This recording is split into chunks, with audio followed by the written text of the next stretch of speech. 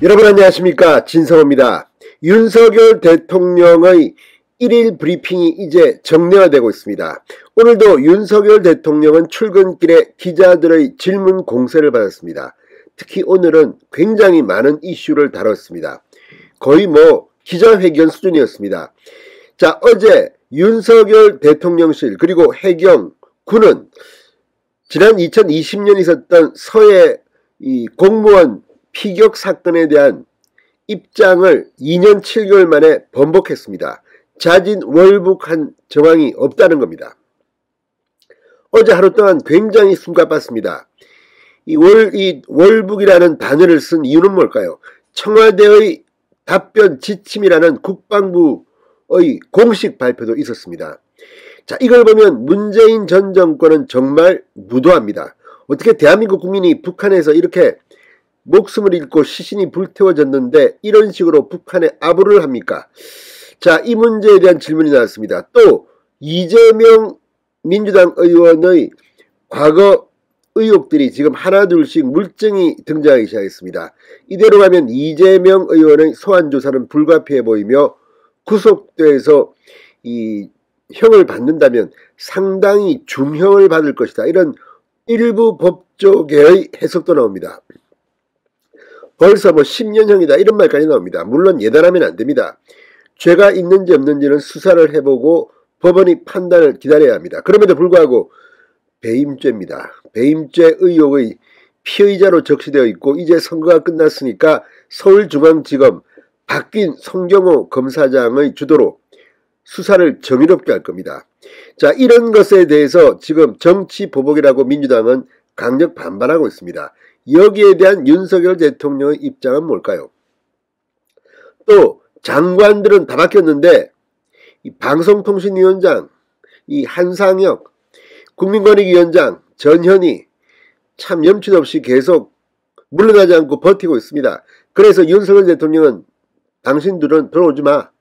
국무회의에 들어오지 마. 들어올 필요 없어. 여기에 대한 질문도 나왔습니다. 여기에 대한 답변이 참 재밌습니다.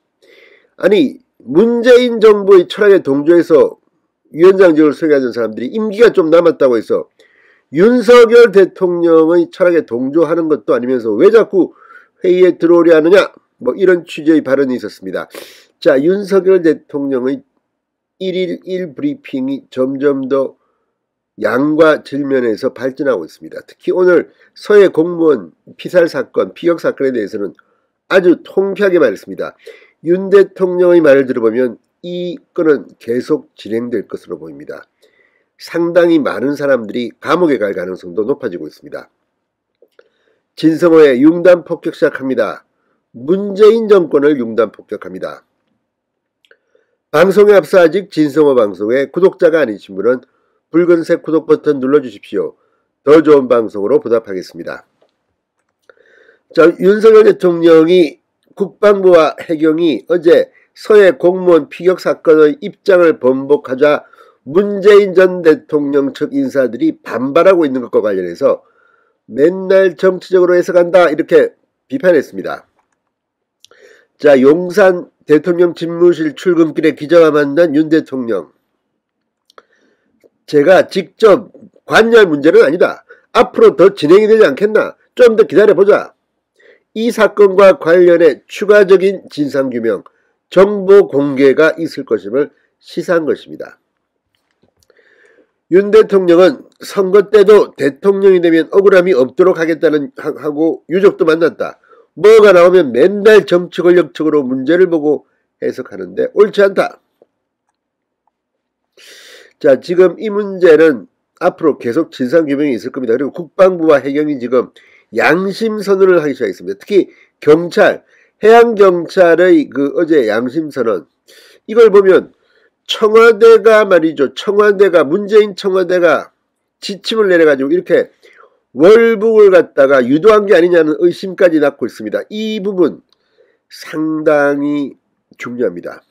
자, 한상혁 방송통신위원장, 전현희 국민권익위원장, 야권 인사들의 국무회의 참석을 놓고도 굳이 올 필요 없는 사람들을 배석시켜서 임기가 있으니 알아서 판단하지 않겠나 이렇게 말했습니다. 자, 그런데 이걸 보면 이 윤 대통령이 아주 명쾌하게 해석을 했습니다. 이 사람들이 와서 앉아 있으면 다른 국무원들이 이야기를 툭 터놓고 할 수 있겠나? 문재인 전 정권의 첩자 비슷한 그런 의혹입니다. 이 뭐 앉아 있으면 뭐 마음대로 말을 못합니다. 다 듣고 또 외면해서 다 흘려버리고 이럴지도 모릅니다. 국무회의가 개판됩니다. 이런 우려를 이야기한 것으로 보입니다. 그러면서 이 문재인 이 정권 사람들 아닙니까? 권성동 국민의힘 대표가 확실하게 말했습니다. 오늘 라디오에 나와서 MBC에 나와서 아니 이 두 사람은 문재인 대통령 철학에 동의해서 그 자리에 가 있는 것이지 윤석열 대통령 철학에 동의해서 그 자리에 가 있는 게 아니지 않느냐. 철학도 맞지 않는 사람들 밑에서 왜 자리를 연명하는가. 배신한 겁니까? 그렇지 않겠죠. 아무튼 참 얼굴도 두껍습니다.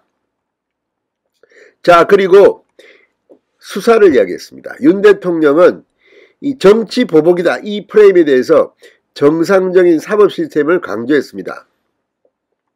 자, 오늘 윤 대통령은 형사사건 수사라는 것은 과거 일을 수사하는 것이지 미래 일을 수사할 수는 없지 않느냐. 더불어민주당 정부 때는 안 했느냐. 자, 윤석열 대통령은 시스템 수사를 강조합니다. 지금 윤석열 대통령 정부가 탄생한 지 얼마나 됐으면 한 달 됐지 않습니까? 그런데 윤 대통령 정부 사람을 지금 어떻게 수사합니까? 과거를 수사하는 겁니다. 자, 아무튼 윤석열 대통령은 수사에 관여하지 않습니다. 그렇지만 검찰은 죄가 있는 사람들은 잡아들여야 되지 않겠습니까? 자, 지금 이재명 의원의 성남시장 시절 이 뭐 백현동, 대장동 상당히 놀라운 물증들이 속속 나오고 있습니다. 이쯤 되면 이재명 의원은 버티기 힘들 겁니다. 구속될 가능성이, 징역형을 받을 가능성이 높다고 봅니다. 아직 예단하지 않겠습니다. 그러나 그럴 가능성이 높고, 문재인 전 대통령 역시 지금 어제 서해 공무원 피격 사건의 입장 발표가 있었고 진상규명을 한다면 어떤 일이 벌어질지 모르겠습니다. 이것 말고도 문재인 전 대통령은 코로나 백신 피해자 가족협의회 쪽으로부터도 그렇고 한전 관련해서도 그렇고 한두야 지금 아닙니다. 자, 이들은 앞으로 어떻게 될까요? 윤석열 대통령은 시스템을 이야기합니다. 수사는 정의로워야 합니다. 아니 그쪽 사람을 수사하면 무조건 정치보복입니까? 진성호의 융단 폭격이었습니다. 여러분 감사합니다.